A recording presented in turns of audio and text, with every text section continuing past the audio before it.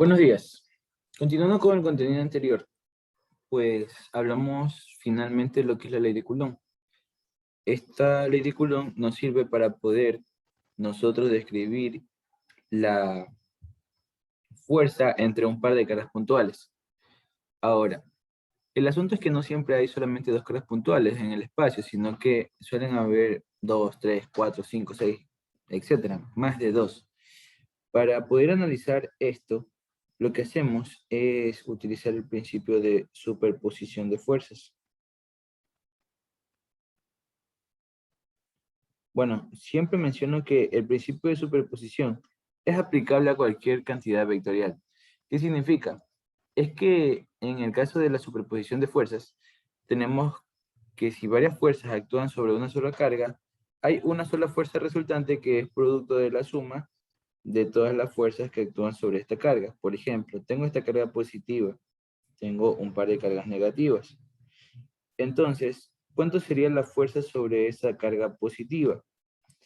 Tenemos que trazamos una recta que une las cargas, algo como esto. Vamos a analizar solo la positiva, por si acaso. Entonces, aquí aparece una fuerza de atracción, así, y acá aparece otra fuerza de atracción. Si, por ejemplo, esta es nuestra carga número 1, esta es nuestra carga número 2, y esta es nuestra carga número 3, entonces tenemos que la fuerza sobre la carga número 3 es igual a la fuerza que genera sobre la carga número 3, la carga número 1, más la fuerza que genera sobre la carga número 3, la carga número 2. Vectores. Sí, podemos ver que las direcciones son las que corresponden a, la, a la dirección de las rectas trazadas, ¿sí? Las líneas punteadas. Entonces, teniendo datos, podemos resolver este tipo de ejercicios. Pero antes de eso, vamos a repasar un poco mediante el simulador lo que es la ley de Coulomb. Bien, entonces hay que preparar el simulador. Y bien, en este caso, esto es lo que sale de manera arbitraria.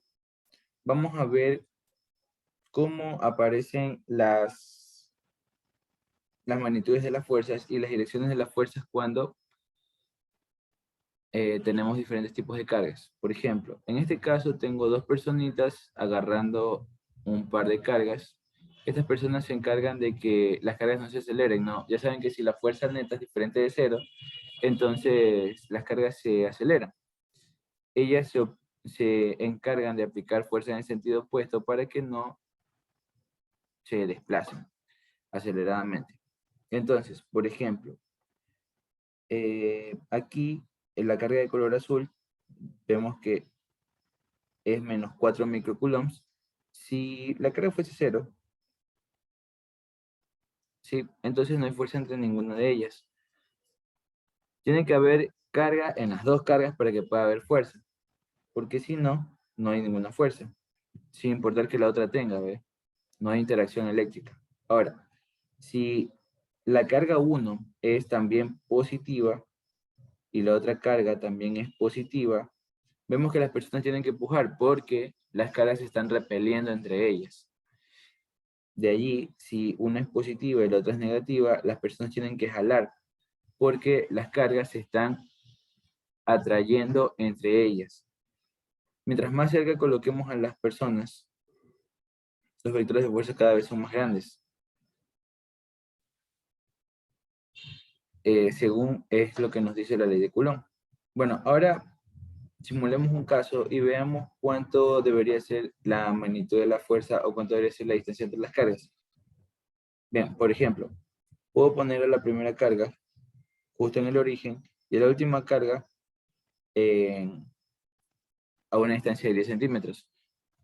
Vamos a ponerle a la primera carga una carga de menos 10 microcoulombs y a la otra una carga de más 10 microcoulombs. Según la simulación, dice que la fuerza entre el par de cargas es exactamente la misma. Ve, aunque yo cambie el número, miren, por ejemplo, aquí le pongo al otro menos 2. Sí, al de la izquierda, la carga número 1, le pongo menos, aquí está menos 3, menos 2, y al otro le pongo 10. Sin importar que la una sea más grande que la otra, vemos que la fuerza, la magnitud de la fuerza es la misma, ¿sí? Pero siempre es en sentido opuesto, aunque sea atracción o repulsión, la magnitud de la fuerza va a ser la misma y en sentido opuesto, el vector de fuerza. Bien, entonces, para hacer un poco más fácil esto, vamos a ponerle a la una carga de 10 microcoulombs, a la otra de 10 microcoulombs, y la distancia de separación sería en este caso de 10 centímetros. Dice que la fuerza es de 89,876 newtons. Comprobemos esto con la ecuación que teníamos antes. Vamos para acá. Tengo que, para ese ejemplo,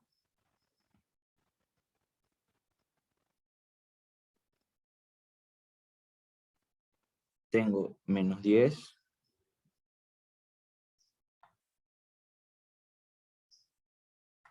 Tengo también, acá tenía más 10 microcoulombs. Y están separados a una distancia de 10 centímetros.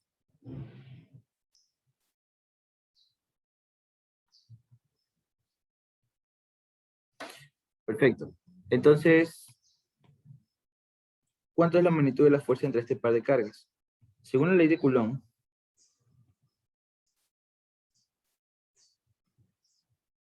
tenemos que la fuerza es igual a K por Q1 por Q2 entre la distancia que los separa al cuadrado. Entonces, la fuerza de cualquiera de ellas va a ser igual a, mira, le voy a poner nombre, esta va a ser la carga 1, esta va a ser la carga 2, pero en cualquiera de ellas la fuerza va a ser K, que es aproximadamente 9 por 10 a la 9. Tenemos que la carga 1 es de menos 10 microcoulombs. No vamos a poner el signo. Nosotros ya sabemos por dualidad si la fuerza es de atracción o repulsión. Como aquí son cargas de diferentes signos, la fuerza es de atracción. Entonces, la una carga es 10 microcoulombs. Siempre escribir las unidades del sistema internacional para obtener un resultado en sistema internacional. Entonces, 10 microcoulombs es una unidad de carga muy chiquitita. El exponente de la notación científica sería un número negativo, y en este caso es por 10 a la menos 6. La otra también es de 10 microcoulombs, entonces vamos a ponerle 10 por 10 a la menos 6. Divido esto entre la distancia que lo separa al cuadrado. Centímetros es una unidad chiquita, vamos a ponerle por 10 a la menos 2. Esto elevado al cuadrado. Y esta es la forma correcta, o una de las formas que nosotros podemos utilizar para obtener un resultado, ¿sí? Escribir en notación científica al momento de hacer cambio de unidades. Entonces, esto es igual a, tenemos 10 a la menos 6 al cuadrado, dividido para 0.1 al cuadrado, por 9/10 a la 9. Me queda aproximadamente 90 newtons de fuerza. Como estoy utilizando un valor aproximado para K, entonces estoy obteniendo un valor aproximado para K, para la fuerza, perdón. Acá, como estamos usando un valor más exacto para la constante K, entonces obtenemos un valor más exacto para la fuerza. Por ejemplo, aquí deberíamos haber puesto en lo que resolvimos, K igual a 8,9876 por 10 a la 9, para que nos haya salido el mismo resultado. Y es así como se trabaja con la ley de Coulomb. Bien, como podemos ver, la fuerza en este caso es de atracción, por lo que las personas están jalando. Si lo ponemos a una distancia de 2 centímetros, por ejemplo, creo que ahí está 2 centímetros, ¿cuánto sería el resultado? Pues ahí está como es el resultado. Solamente es reemplazar las fuerzas. Ahora, ¿se acuerdan que les puse el nombre a cada una de las cargas? Entonces, tengo que, para este caso de acá, F1, la fuerza es de 90 newtons, pero es un vector, tiene dirección. Vemos que en el caso de acá, como les había mencionado, la fuerza es de atracción, entonces aparece hacia la derecha. Tengo que en el caso de acá, la fuerza es de atracción, aparece hacia la izquierda. Entonces, aquí tenemos que la fuerza es de I newtons. Y para la carga número 2, la fuerza es de 90 menos I newtons. Eso quiere decir que la fuerza es a la izquierda. Bien, ahora que manejamos un poco la ley de Coulomb, sigamos viendo un par de ejemplos más.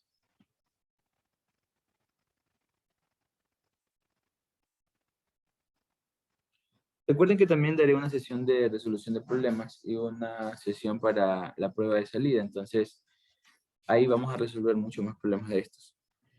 Bien, si tengo un conjunto de cargas, por ejemplo, una positiva, tengo una carga negativa justo por debajo y tengo acá otra carga positiva. Digamos que este está sobre un conjunto de ejes coordenados, o sea, sí, un conjunto de ejes coordenados, el X y el Y. La carga negativa se encuentra justo en el origen.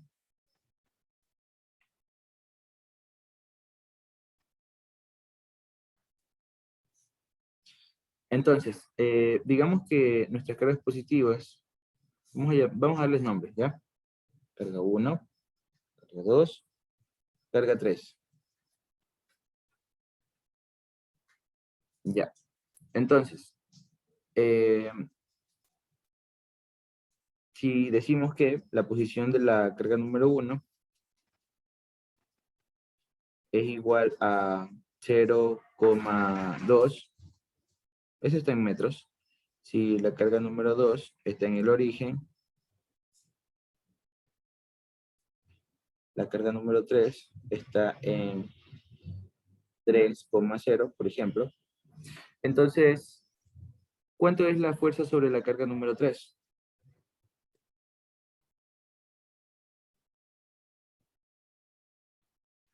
¿Cuánto es la fuerza sobre la carga número 3?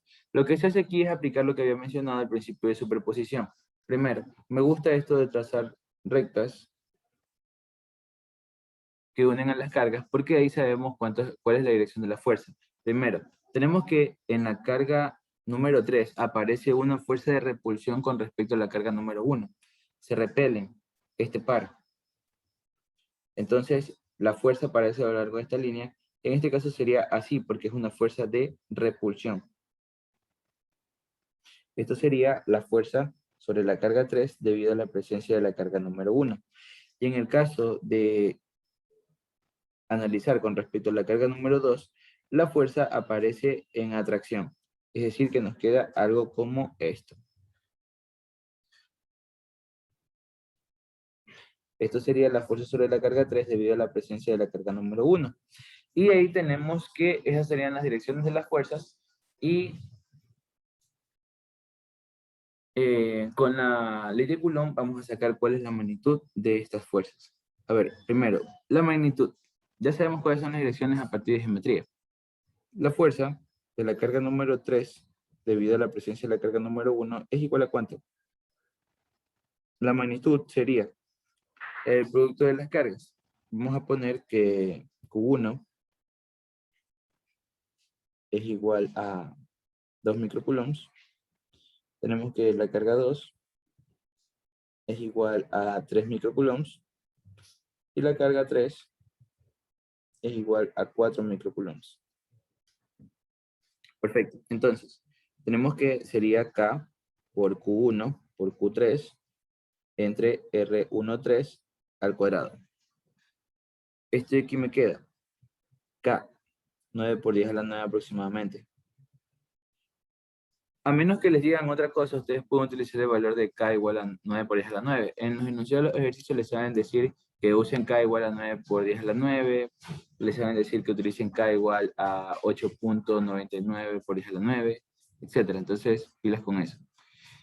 Correcto. Entonces, la carga número 1 es de 2 microcoulombs. Ya les dije que esto lo puedo poner como 2 por 10 a la menos 6 para cambiar de unidades al sistema internacional. La carga número 3 es de 4 microcoulombs, 4 por 10 a la menos 6. La distancia que separa está en metros, había mencionado. Y en el caso de aquí, ¿cuánto sería esta carga que separa a la carga 1 y la carga 3? Esta que está aquí. ¿sí? Vemos que esto está elevado al cuadrado. Sabemos que por Pitágoras, decimos, ¿sabes que la distancia entre 1 y 3, por Pitágoras, esto es la hipotenusa de un triángulo que tiene bases, esto que tenemos aquí. Aquí es 2, ¿sí? Aquí una distancia de 2. Vamos a acomodar esto. Voy a ponerle 2 metros.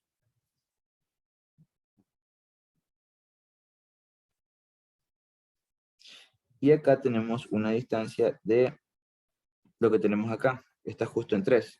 Aquí, 3. 3 metros.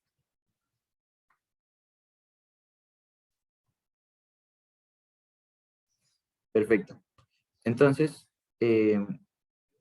podemos notar que la distancia de aquí sería la suma de los catetos al cuadrado. 2 al cuadrado más 3 al cuadrado. Esto me daría 25. Perdón, ¿qué 25? 13. 4 más 9, 13. Y se percatan que esto es directamente la distancia al cuadrado. Entonces, aquí ponemos 13 metros, o sea, solamente 13.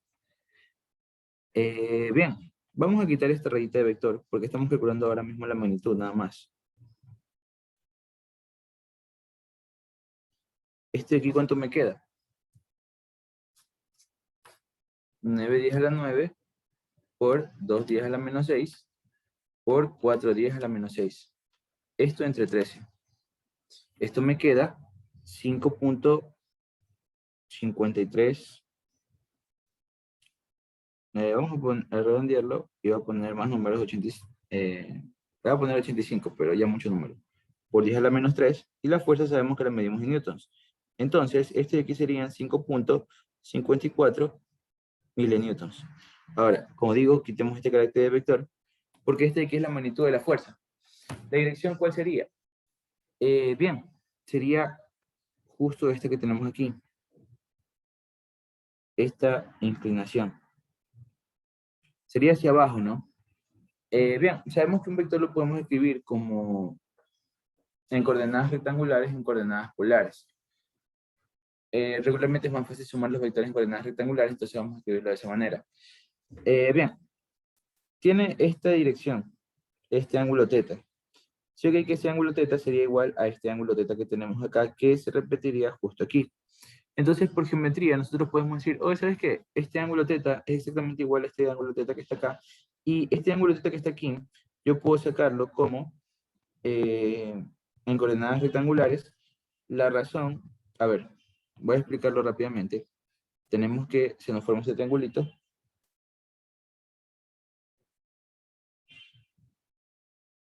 Esto mide 3, esto mide 2, esto mide raíz de 13. Entonces, por ejemplo, para hallar el lado adyacente, tenemos coseno de θ igual al lado adyacente sobre raíz de 13. Para el lado opuesto, tenemos que esto es igual a 2 sobre raíz de 13. ¿Sí?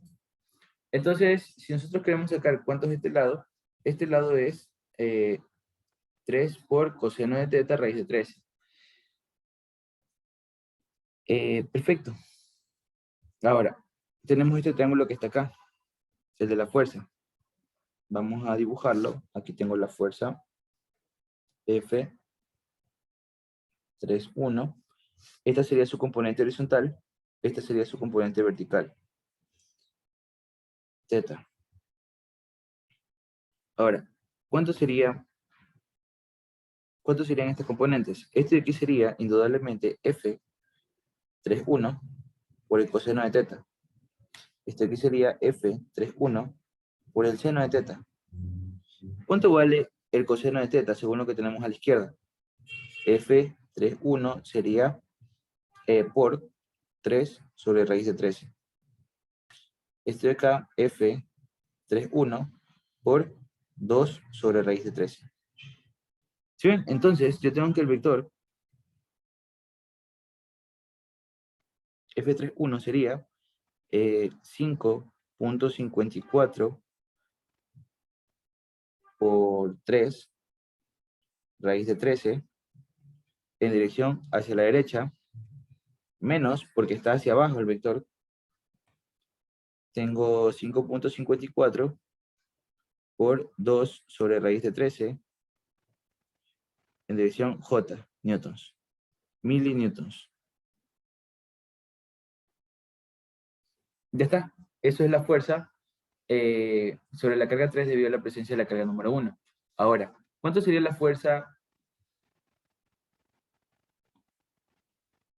debido a la presencia de la carga número 2? Veamos. Utilizamos ley de Coulomb. Fuerza en la carga número 3 debido a la presencia de la carga número 2. Quitemos el carácter de vector, vamos a calcular cuánto es su magnitud. Este aquí sería K por carga 2, carga 3, sobre la distancia que lo separa al cuadrado. Este aquí es ¿cuánto? 9 por 10 a la 9, por la carga número 2, que era de 3 por 10 a la menos 6, por la carga número 3, que es 4 por 10 a la menos 6. Este de aquí entre la distancia que separa este par de cargas al cuadrado. Ahora, las cargas 2 y 3, ¿cómo están separadas? Está aquí, está acá. Lo separa 3 metros. Entonces ponemos aquí 3 al cuadrado. ¿Sí? Recuerden que el denominador es al cuadrado. Entonces queda dividido entre 9. Tenemos que la fuerza, 3, debido a la presencia de la carga 2, es igual a ¿cuánto? Bueno, aquí le podemos poner carácter de vector porque sabemos que la carga apunta directamente hacia la izquierda. Ya le ponemos menos i. Menos, vamos a ver, 9 10 a la 9 por 3 10 a la menos 6 por 4 10 a la menos 6 dividido para 9. Esto me queda 0.012 newtons en dirección I, menos I. Vamos a ponerle I newtons. Vamos a darle milinewtons también. Bien, este aquí sería, uy, me equivoqué. 12 menos 12 I milinewtons. Perfecto. Entonces, ¿cuánto sería la fuerza sobre la carga 3? Es la suma de todas las fuerzas que siente el man.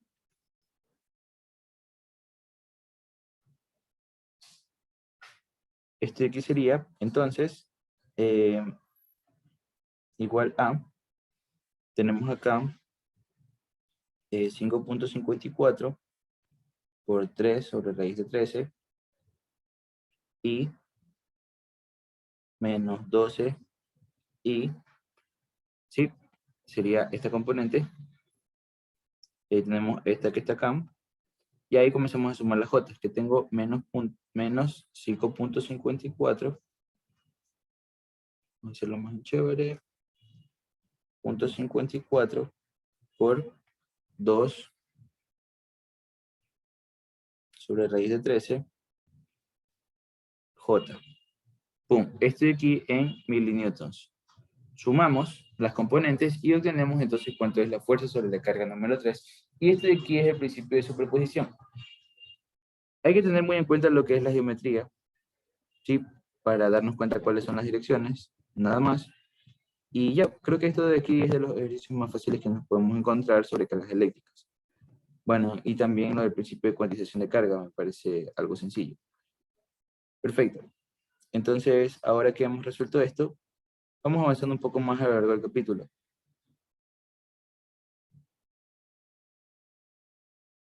Estoy acomodando un poquito. Bien, hablemos ahora de lo que es el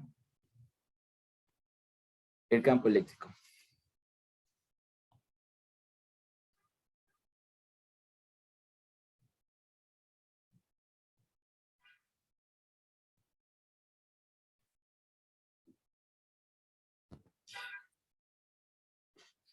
El campo eléctrico es aquel que nos permite, bueno, es un campo imaginario entre comillas, un campo que no se ve, que es producido por las cargas, así como las masas generan un campo gravitatorio. ¿sí? Por ejemplo, un ratito,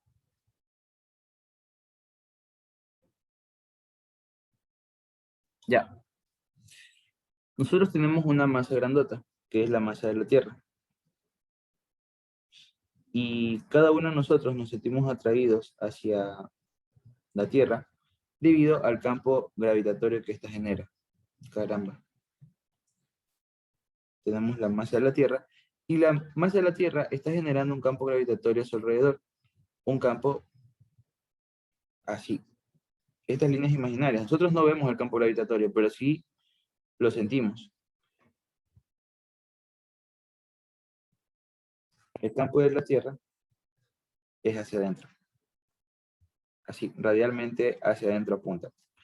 Entonces, cuando nosotros coloquemos una masa como nosotros, por ejemplo, una masa M, en alguna parte dentro de su campo gravitatorio, entonces, esta carguita, perdón, esta masa que está aquí, siente una fuerza gravitatoria. Una fuerza gravitatoria igual a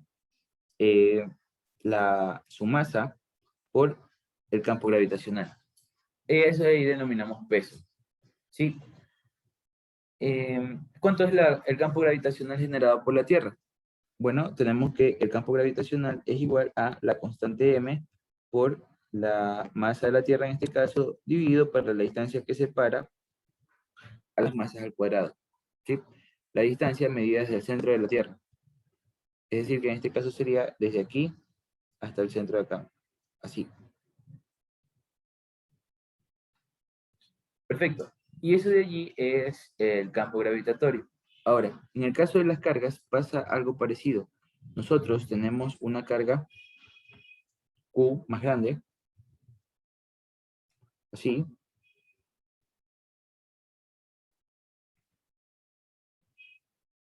Entonces, esta carga, si es positiva, entonces genera un campo eléctrico, no gravitatorio, un campo eléctrico que apunta directamente hacia afuera.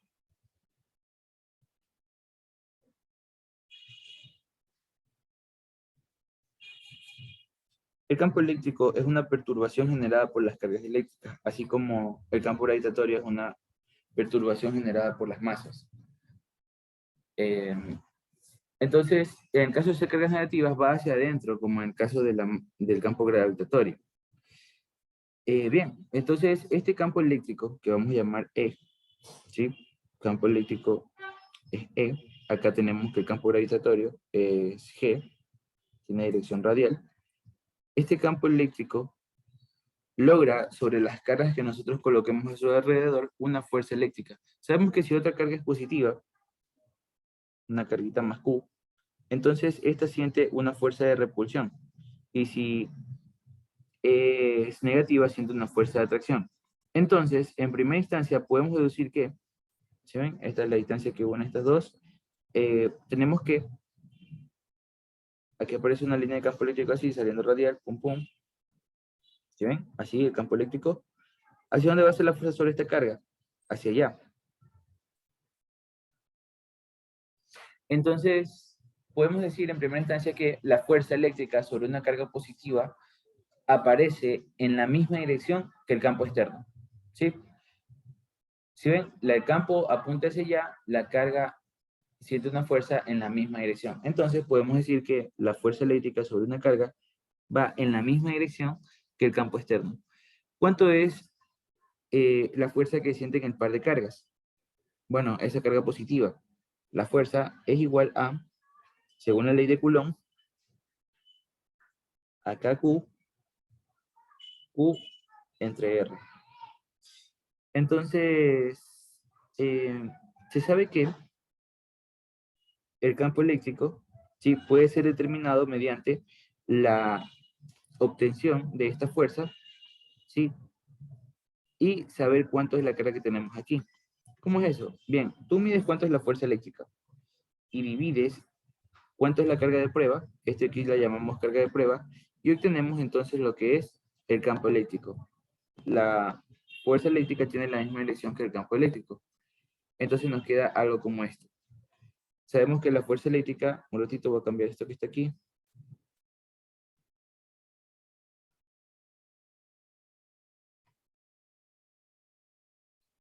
Ya, aquí le habíamos puesto carga más Q, así. Ya, entonces sabemos que la fuerza eléctrica es igual a KQ entre R cuadrado. Entonces, el campo eléctrico es igual a KQ Q entre R al cuadrado sobre Q. Se va Q con Q y esto de aquí me queda KQ entre R cuadrado. Esto de aquí, damas y caballeros, es el campo generado por una carga puntual. Por una carga puntual. Porque estamos utilizando la ley de Coulomb. Y se sabe que la ley de Coulomb se puede utilizar únicamente para cargas puntuales. Entonces, esto es el campo que genera la carga grandota Q.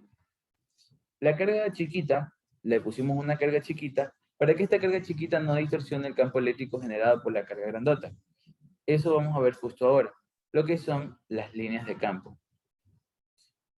Las líneas de campo en realidad no existen. Nosotros determinamos el campo mediante, en el caso de una carga puntual, mediante esta expresión. Y otras distribuciones de cargas van a tener su propia expresión que ya las vamos a determinar. Pero nosotros sabemos que si yo tengo entonces una carga, por ejemplo, más Q, una carga más Q, esta a una instancia R va a generar un campo eléctrico así, saliendo. En el caso de una carga negativa, sería entrando hacia ella. ¿Y cuánto va a ser la magnitud de este campo eléctrico? Sería KQ entre R al cuadrado.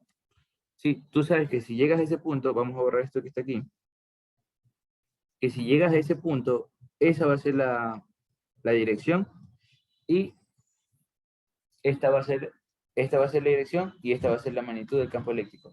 Entonces, en realidad, estas líneas de campo no existen, pero nos ayudan a representar cómo aparece el campo eléctrico a sus alrededores. Bien, en el caso de ser una carga positiva, el campo eléctrico aparece así, con líneas radiales que apuntan hacia afuera. Si son cargas negativas, con líneas radiales que apuntan hacia adentro. Eh, el campo eléctrico es tangente a estas líneas. Como son líneas rectas estas que tenemos aquí, entonces yo agarro aquí un punto, pum, así es el campo eléctrico. Pum, así es el campo eléctrico. Pum, así es el campo eléctrico. Sí, tienen la misma dirección. Pero en el caso de tener, por ejemplo, vamos a poner aquí líneas de campo.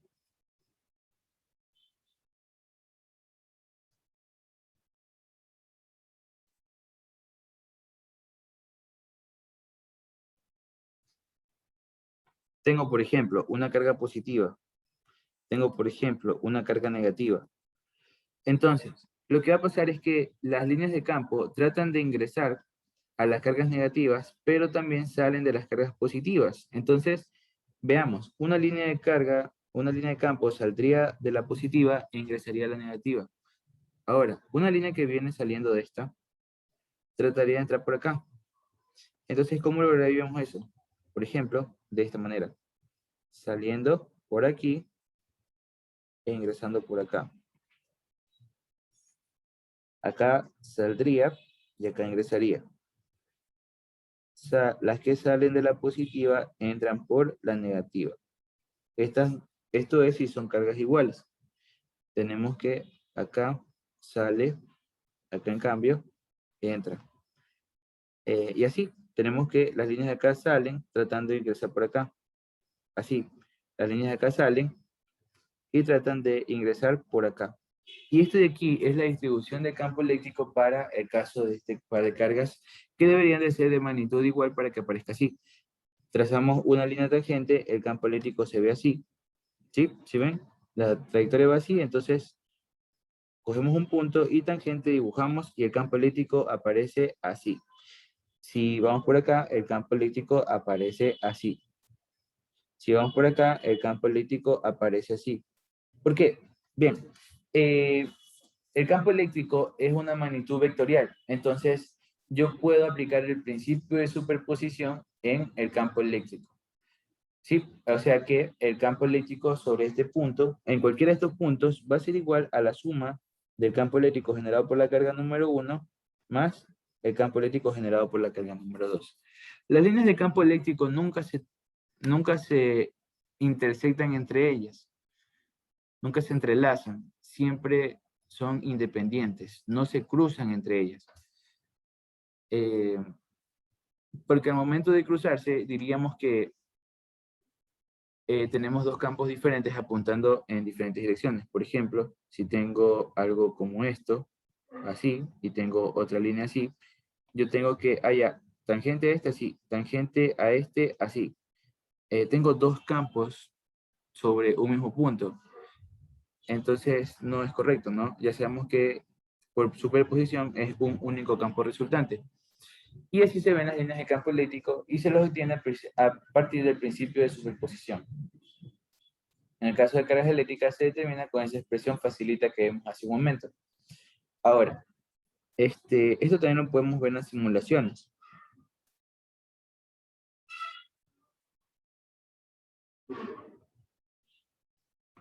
Vamos a poner momento esto.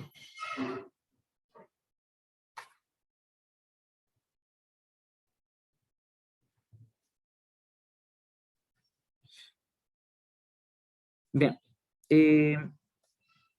vamos a poner cuadrículas. Entonces, aquí voy a agregar cargas, ¿sí? Voy a agregar cargas de 1 microcoulomb. No sé si se ve todo. Sí, se ve todo. Déjenme hacer esto un poco más pequeño. Ahí se alcanza a ver todo. Ya. Por ejemplo, voy a colocar una carga positiva aquí. Voy a tratar de centrarlo lo más que pueda. Y ese ahí sería el campo eléctrico generado por esta única carga. En cada punto tenemos chun chun que sí salen las líneas de campo. Ahora, si coloco una carga, vemos que pusimos más un nanocoulomb. A una instancia va a poner la misma cantidad de carga. Vemos que las líneas de campo eléctrico se comportan como les mencionaba hace un rato, saliendo de la una e ingresando hacia la otra. Si nosotros colocamos más cargas en cualquiera de ellas, entonces vamos a tener que el campo eléctrico se distorsiona. Ahora, ¿por qué yo hace un momento cogí e hice esto que está acá? Poner una carga chiquita dentro del campo de una carga grandota. Porque si coloco una carga chiquita, me encargo de no distorsionar el campo eléctrico generado por esta carga grandota, ¿sí? Para poder medir exactamente cuánto es el campo generado por la grandota.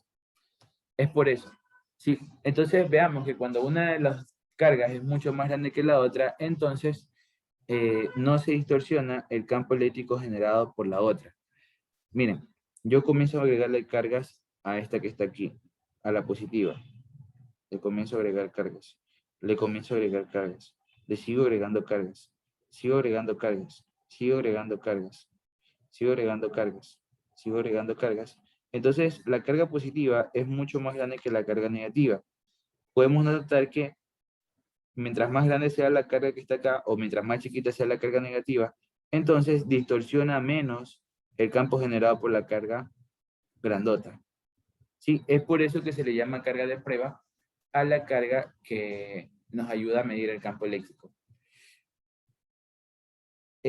Luego veremos lo que es la línea de potencial. Y ese ahí sería el campo generado por esta distribución que tenemos aquí. Bien, vamos a determinar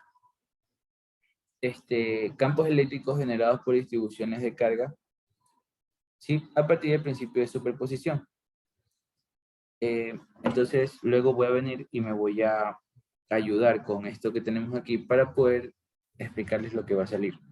Por ejemplo, ahora mismo vamos a demostrar lo que es el campo generado por una línea de cargas. Algo como esto.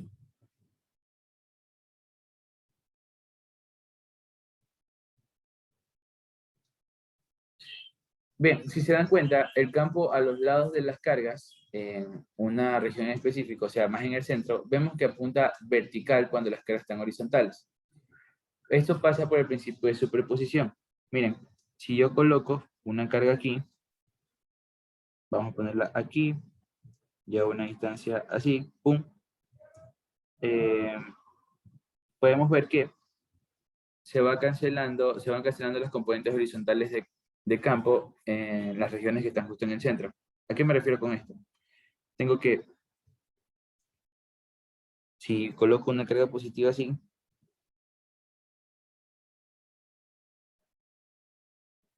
coloco otra carga positiva aquí así, justo en el centro, entre ellas, tengo lo siguiente.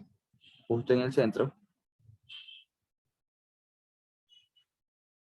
siempre se cancelan las componentes horizontales de campo, o las verticales, déjenme ver. Tenemos que aquí, serían las horizontales, ¿no? Para que me quede solamente vertical. Tenemos aquí así, esto se descompone en X y en Y. Vemos que las componentes horizontales son iguales, de manera que hay un único campo resultante vertical. Y esto sería el campo eléctrico. ¿Sí? Vemos que el campo eléctrico queda vertical. ¿Sí? Justo abajo pasa exactamente lo mismo. Cuando ponemos un par de cargas iguales, ¿cómo es la distribución de campo eléctrico? Vamos a ver, vamos a poner aquí una carga positiva, una carga positiva. El campo eléctrico se comporta de una manera distinta. Sí, en el caso de colocar dos cargas positivas, el campo eléctrico aparece de la siguiente manera. Positiva, positiva. Las líneas de campo salen de aquí y de este de aquí y también salen de acá. Y se cancelan justo en medio, como les acabo de mencionar, las componentes horizontales. Entonces no quedan, no puedo hacer esto porque aquí sí hay componente horizontal. No puedo hacer esto porque aquí sí hay componente horizontal. Entonces, ¿cómo lo hacemos? Queda de la siguiente manera. Así. Así. Así. Así. Así.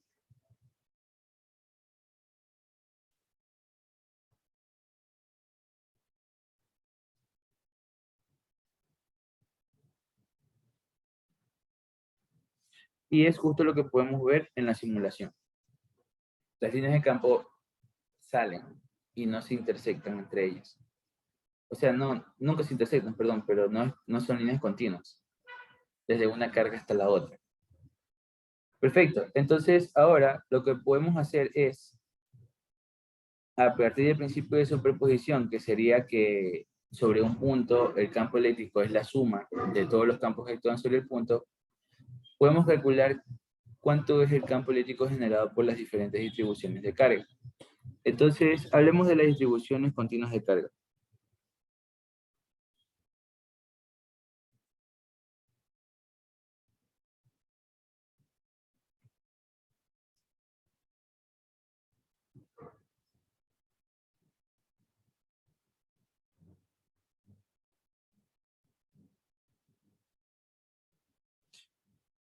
Las distribuciones de carga pueden ser de tres tipos: volumétricas, lineales y superficiales. Es decir, cómo se distribuyen las cargas en una línea, en una superficie y en un volumen. Vamos a hablar de las lineales, superficiales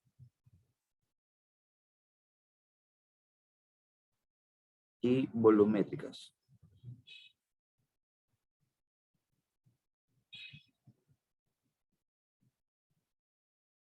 Entonces, aquí, en el primer caso, yo tengo una línea y a lo largo de esa línea se distribuyen las cargas. Se colocan todas las cargas, una tras la otra. Eso es una distribución continua, cuando está justo una al lado de otra. Una distribución discreta sería coger y colocar una carguita aquí, otra carguita acá, otra carguita acá, otra carguita acá. Una distribución continua es todo. Por ejemplo, yo tengo una barra y la distribución de masa en la barra es continua, porque justo al lado de un diferencial de masa hay otro diferencial de masa, otro diferencial de masa. Pero en lugar de analizar eso, analicemos la carga. Una carga, un diferencial de carga justo al lado de otro. Eso es una distribución continua. Eso es una distribución lineal. La distribución lineal la vamos a llamar lambda y es la cantidad de carga que hay a lo largo de una línea. O sea, la cantidad diferencial de carga dentro de una cantidad diferencial de línea. ¿Sí? si nosotros analizamos un pedacito de la línea, tenemos una cantidad diferencial de carga de Q. En este de L. En las superficies, tenemos que la carga parece distribuida de manera continua también. Bueno, no en todas, ¿no? Así. Entonces, si nosotros agarramos una cantidad diferencial de superficie, un cuadrito, vamos a obtener una cantidad diferencial de carga en este diferencial de área. Entonces, sigma, que es la distribución superficial de carga, es la cantidad de carga en una cantidad diferencial de área. Y finalmente, las volumétricas, como por ejemplo el caso de la papa voladora. Entonces, aquí en todo el volumen,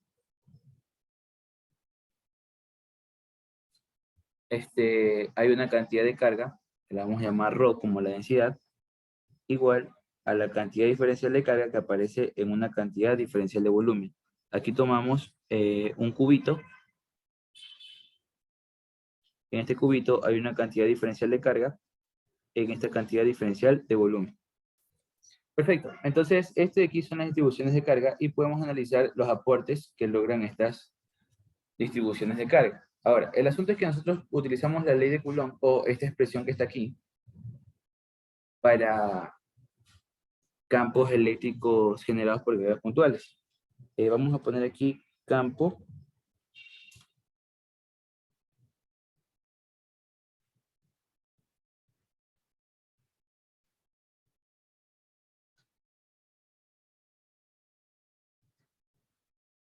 ya dedujimos esa expresión.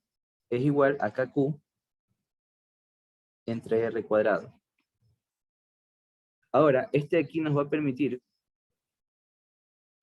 a nosotros poder obtener el campo eléctrico generado por estas distribuciones de carga. ¿Cómo? ¿Por qué?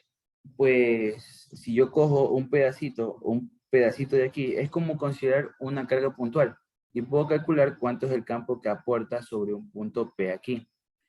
Y de allí puedo coger otro pedacito, una carga puntual, y saber cuánto es el campo que genera aquí, asimismo, pum pum, y el campo que generan todas estas manes, ¿sí? Cada uno de ellos lo sumo y obtengo cuánto sería el campo generado por toda esta distribución. Probablemente sería algo como esto que está aquí. Entonces, así mismo, ¿no? Si cojo aquí un diferencial, cojo otro diferencial, pum, pum, los manes aportan con su campo, así y así. Bien, entonces obtengo cuánto es todo el aporte de campo por toda la superficie. Es muy importante. Entonces, analicemos los campos que generan cada una de estas distribuciones. Vamos a llamar a esto cálculo de campo eléctrico.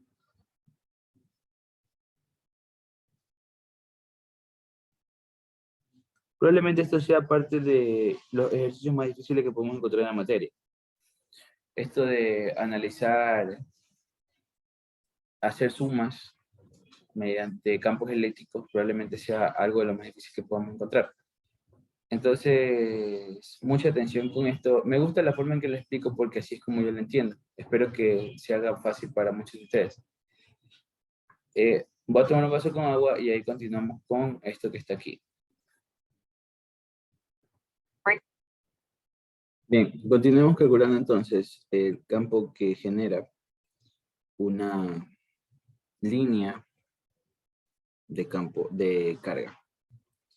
Vamos a ver, por ejemplo, tengo algo como esto.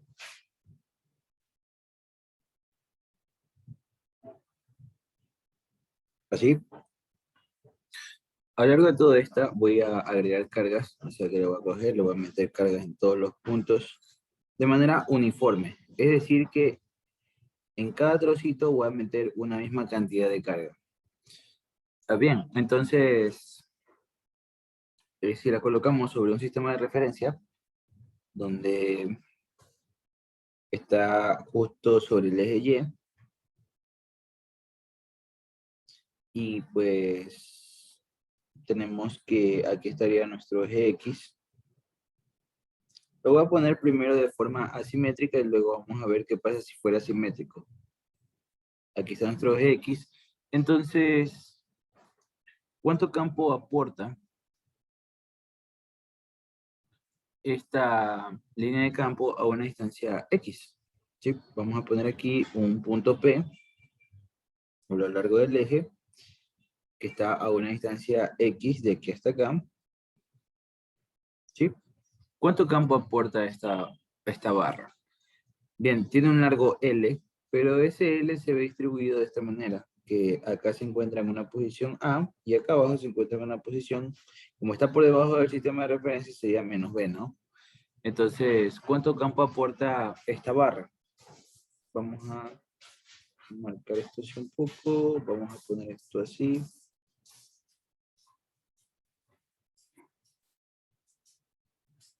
Bajemos. Se ve solamente la barra. Perfecto. Entonces, ¿cuánto campo aporta esta barra sobre el punto P?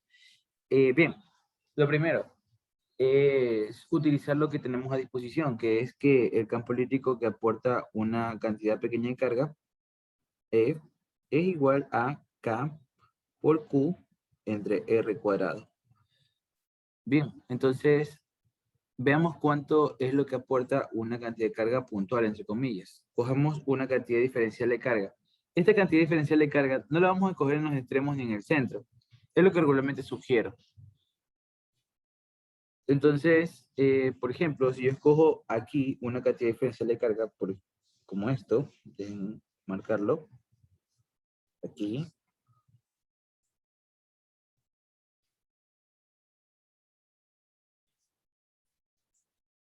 Bien, entonces esta cantidad diferencial de carga, vamos a llamarla dQ, aporta sobre el punto P una cantidad de campo de ¿cuánto? Tenemos que trazamos una recta que une estos dos puntos. Entonces, si es una línea de carga positiva, entonces el campo eléctrico apunta saliendo.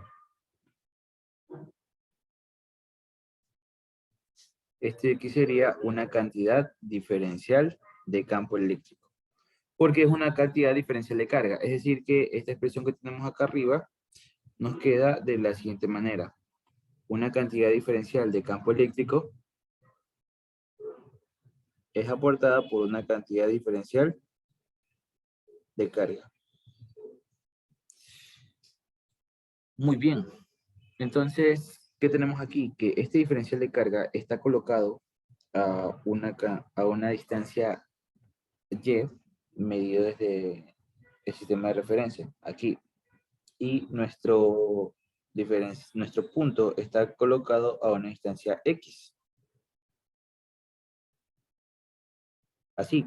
Entonces, la distancia que separa al diferencial de carga y al punto P es esta que está acá, R. ¿Sí? Esta distancia que está aquí. Este R que está aquí abajo.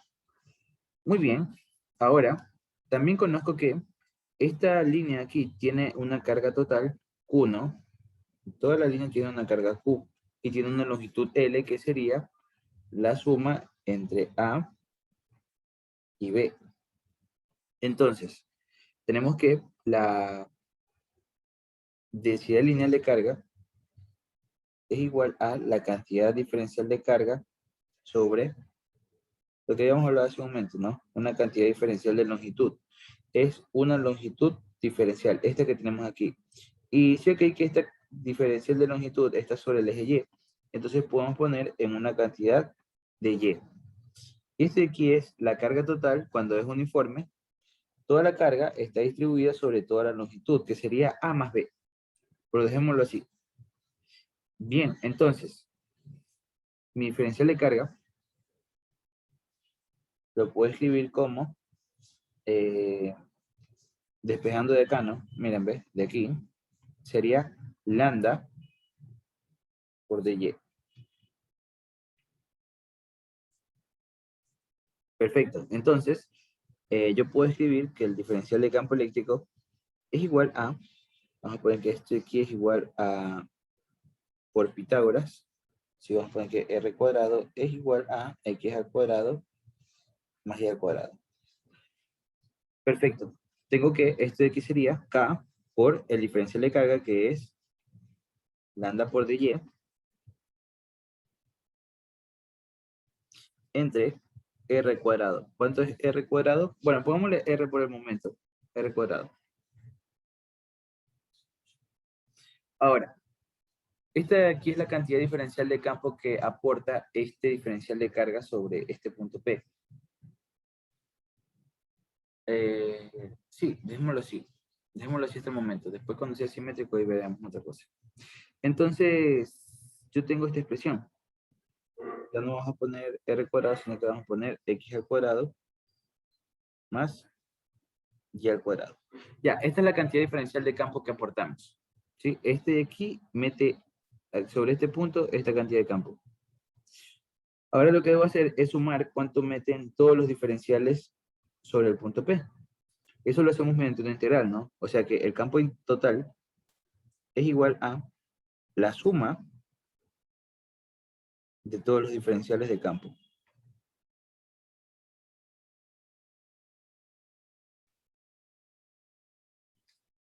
Sí, la suma de todos los diferenciales de campo. Pero si ven con respecto a quién estoy integrando, con respecto a y.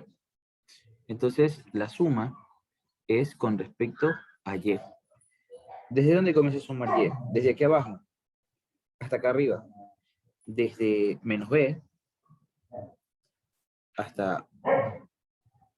Perfecto. Entonces tengo que el campo eléctrico, sí, es igual a... Estamos calculando ahora mismo la magnitud del campo eléctrico, por si acaso. Bien, aquí vienen un par de cosas. Primero, tenemos que el campo eléctrico es una magnitud vectorial. Aquí me falta algo. Tenemos que el campo eléctrico es una magnitud vectorial.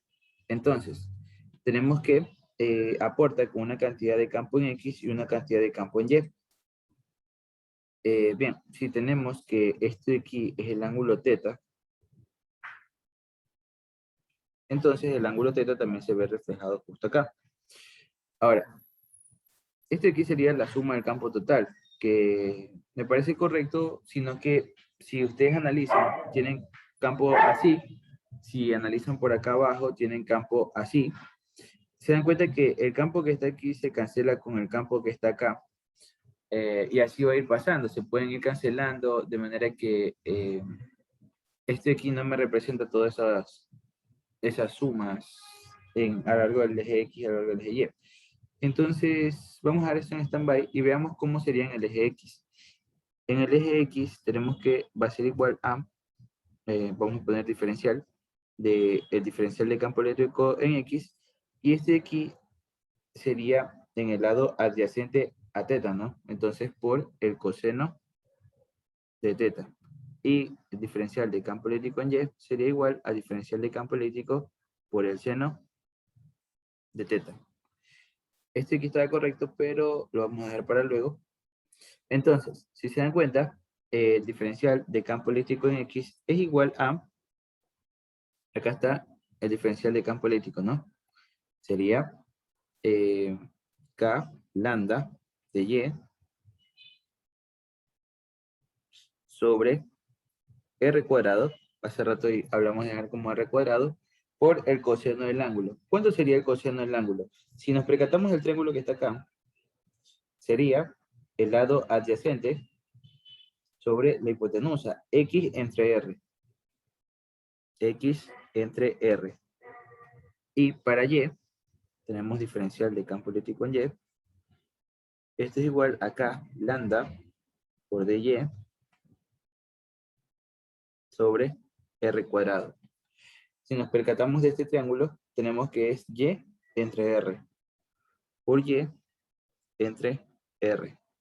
Entonces, tenemos finalmente que, voy a ir acá, el diferencial de campo eléctrico en X es igual, la cantidad de campo sobre el eje X va a ser K X lambda de Y sobre r al cubo.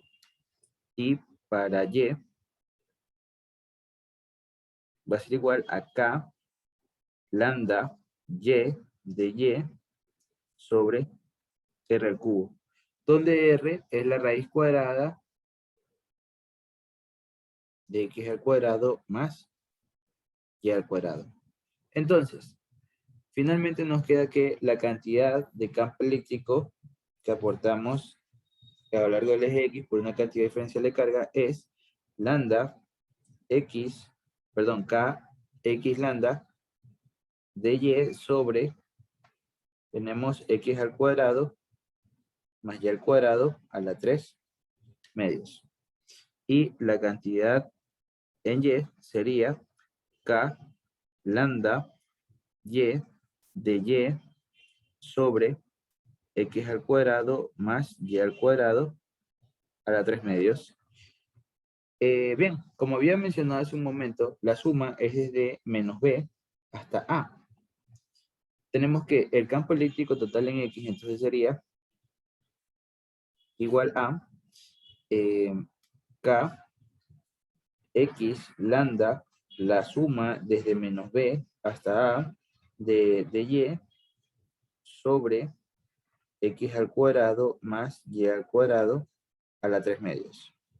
Y en Y sería K lambda, la suma Y de Y sobre X al cuadrado más Y al cuadrado a la 3 medios. Desde menos B hasta A. Y de esta manera entonces obtengo cuánto es el campo eléctrico en X. Y de esta manera obtengo cuánto es el campo eléctrico en Y. Bien, entonces estas integrales regularmente en las evaluaciones nos las presentan, nos dicen ahí está esa expresión y esta es la solución a la integral. Entonces yo no me la sé cuál sería la solución, ahora mismo la voy a meter en Wolfram Alpha y de ahí voy a escribir la solución, ¿ya? Perfecto, entonces aquí tenemos cuáles serían las integrales eh, y las evaluamos. Entonces me quedaría que el campo eléctrico en X es igual a K, X, lambda, evaluamos en A, sería A sobre X al cuadrado, la raíz, bueno, puedo simplificar esto, aquí este cuadrado con esta X, ¿no? Y evaluar. Aquí tendría K lambda por, puedo sacar la X, ahí sí, me quedaría A sobre la raíz de X al cuadrado más A al cuadrado menos, y acá evaluamos menos B sobre la raíz cuadrada de X al cuadrado más B al cuadrado. Como está el cuadrado, queda cuadrado, ¿no? Queda positivo. Entonces tenemos que el campo eléctrico en X es igual a K lambda sobre X por A más B sobre la raíz cuadrada de X al cuadrado más A al cuadrado. Ah, no, no es el mismo denominador, no puedo sumar así. Me quedaría A sobre la raíz de X al cuadrado más A al cuadrado más B sobre la raíz de X al cuadrado más B al cuadrado. Y este sería el campo eléctrico en el eje X y el campo eléctrico en el eje Y sería K por lambda. Aquí tenemos, evaluando en A, me quedaría 1 sobre X al cuadrado más A al cuadrado raíz. Y aquí sería más 1 sobre X al cuadrado más B al cuadrado. Finalmente me queda que Y es igual a K lambda por, ¿sí? 1 sobre X al cuadrado más A al cuadrado, perdón, B al cuadrado, raíz, menos 1 sobre la raíz de X al cuadrado más A al cuadrado. Ahora, Si estuviera distribuido de esta manera, ¿no? Estoy calculando en un punto arbitrario a una instancia X, un punto así. Pero en el caso de calcular justo en el centro de la barra,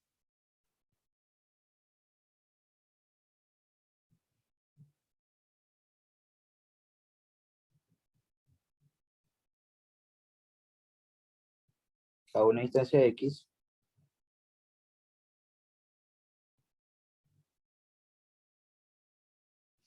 tenemos lo siguiente, que A es igual a B, justo en el centro, entonces la distancia de acá arriba es igual a la distancia abajo. ¿Qué pasaría entonces en X? Esto de aquí sería K lambda sobre X, acá tendría A más A sobre la raíz de X al cuadrado más A al cuadrado. Esto me queda 2K lambda entre X por 1 sobre, vamos a ponerlo así, 2K lambda por A sobre la raíz de, a ver, aquí sería X por la raíz de X al cuadrado más A cuadrado. Sí, eso sería para el eje X, que es lo que van a encontrar en el texto, y para el eje Y nos quedaría, ahora, fácil deducir cuánto nos queda en Y. Tenemos que, si está justo en el centro, entonces tenemos así y así. Las componentes verticales se cancelan. Entonces me quedaría solamente en X. ¿Cuánto es en X? Esto que está acá. Acá me debe de quedar 0 en el eje Y. En el eje Y me debería quedar justamente 0. Bien, entonces este de aquí sería K por lambda por, aquí tenemos 1 sobre la raíz de X al cuadrado más A cuadrado. Bueno, pongámosle B cuadrado. Como A es igual a B, 1 sobre la raíz de X al cuadrado más B cuadrado. Y esto me da 0. Y esta sería la demostración para el campo que se genera a un costado de una barra. Muy bien. Ahora veamos el caso de una espira.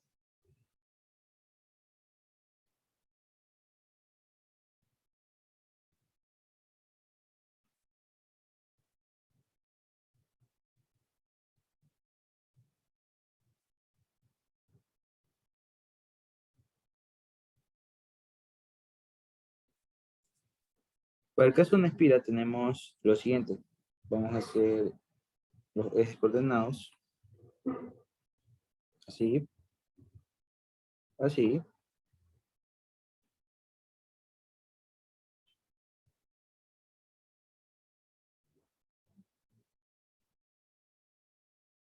X, Y y Z. Entonces, una espira sería algo así. Vamos a ponerla en el plano YZ.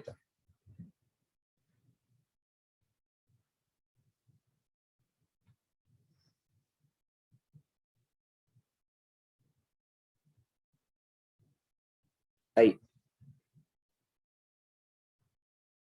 Vamos a hacerlo un poquito gruesito para poder tomar el diferencial de carga. Así. Así. Y vamos a calcular cuánto campo es que aporta sobre un punto P a una distancia X. Justo sobre el eje. En este curso calculamos justo sobre el eje porque en otros puntos es más complicado. Hay que usar otros métodos numéricos hay que usar métodos numéricos para poder calcular la integral, para poder calcular la suma.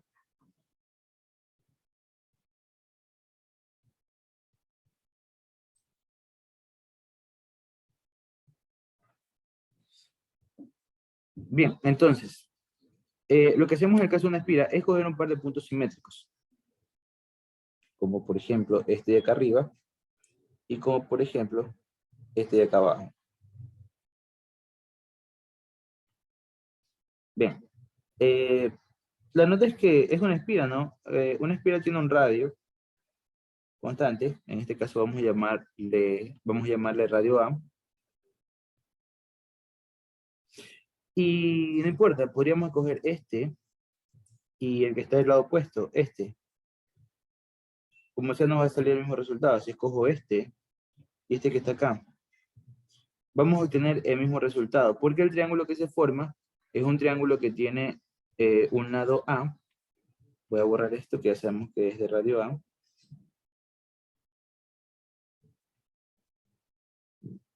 Voy a borrar. Se forma un triángulo que tiene un lado A y el otro lado X, como pueden notar aquí. Este lado sería A, y de aquí hasta acá sería X. Esto sería una distancia X. Entonces se me forma como sea este triángulo.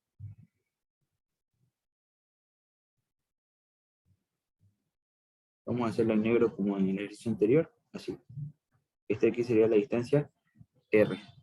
Sí, si yo tomo otro punto por acá, se formaría exactamente lo mismo. A y aquí X. Lado recto, eso sería R. Entonces no habría ningún problema. Ahora, el asunto es que ese diferencial de carga aporta con un campo diferencial así.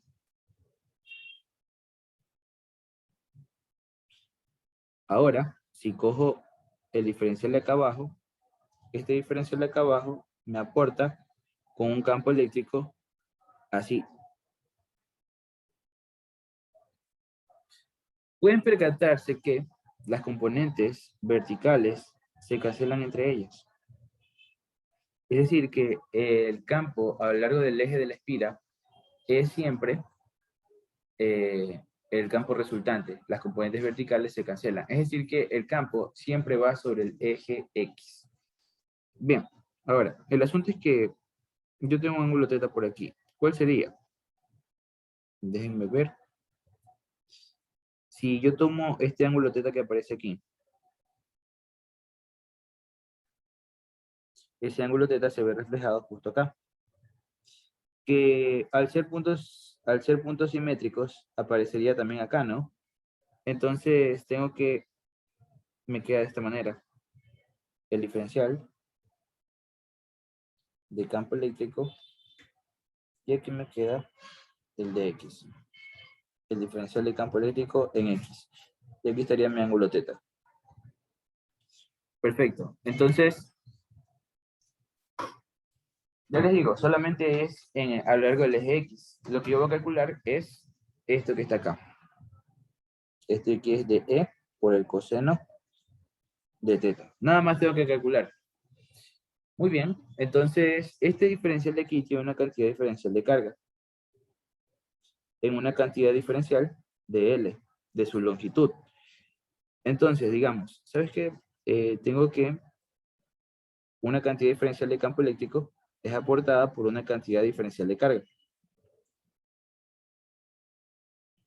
Este de aquí entre R cuadrado. Ahora, ¿cuánto es la distancia desde este diferencial hasta este punto? R. R cuadrado sería X al cuadrado más al cuadrado, ¿verdad? Muy bien. Entonces, ¿cuál de ellas varía a medida que voy sumando? Como les mencionaba hace un momento, aquí vas a tener A, aquí vas a tener X, entonces este R, si se percatan, va a ser siempre el mismo. O sea que este R no va a formar parte de la integral ya mismo. Veamos. Tengo que ahora, como voy a calcular la cantidad de campo a lo largo del eje X, esto sería K por dQ entre R cuadrado por el coseno de θ. ¿Cuánto es el coseno de θ? Aquí está θ. Tenemos que este es el lado adyacente y este es la hipotenusa. Sería X entre R. La cantidad diferencial de campo en X sería igual a K por dQ R cuadrado por X entre R. Vamos a poner esto justo ahí al lado para no ocupar tanto espacio. Y finalmente entonces tenemos que esto nos queda así. K por X sobre R al cubo por DQ. Porque lo que voy a tener que hacer ahora es sumar todas las cantidades de carga, todos los DQ. Y no depende de R, no depende de X, porque esos son constantes, siempre van a ser las mismas distancias. Esta distancia siempre va a ser X al cuadrado más A cuadrado. Entonces tenemos que el campo elíptico total a lo largo del eje X es igual a K por X R al cubo, la integral desde que la carga es 0 hasta que alcanza un valor Q de Q. Tenemos entonces que el campo eléctrico siempre es sobre el eje X, sobre su eje, y sería K por X sobre X al cuadrado más Y al cuadrado a la 3 medios, y esto multiplicado por Q. Déjenme poner aquí Q, ahí está. Y esta sería la expresión para el campo eléctrico que aporta una espira con carga. Bien, en otras sesiones de clases daré otras distribuciones de carga, cómo otras distribuciones de carga aportan con campo eléctrico sobre diferentes puntos que los rodean. Hasta el momento voy a dejar la clase allí y de ahí en la próxima clase veremos lo que son dipolos eléctricos y cómo interaccionan con los campos externos. Bien, recuerden que tienen a la mano el curso que voy a estar dando este semestre, ¿sí?